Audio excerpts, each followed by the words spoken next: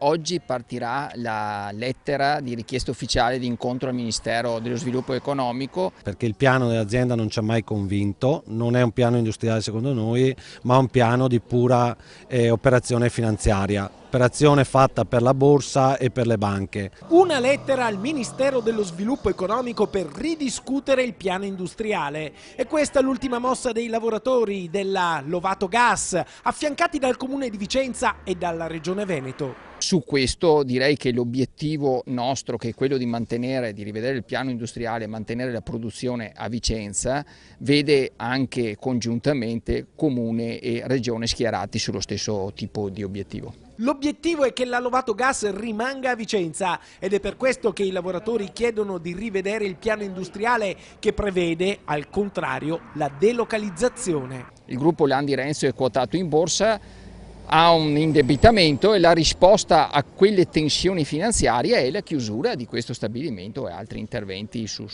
gruppo in generale. Ma questa è una risposta sbagliata perché nell'immediato darà, come dire, una risposta alle ansie dei mercati, ma si priva di una struttura industriale che sta funzionando.